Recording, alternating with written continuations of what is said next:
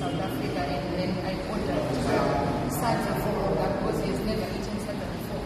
He's always making it easy. So this is Saja. From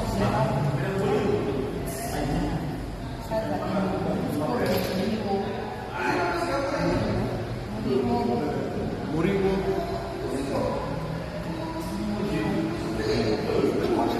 Yes, that's good. And then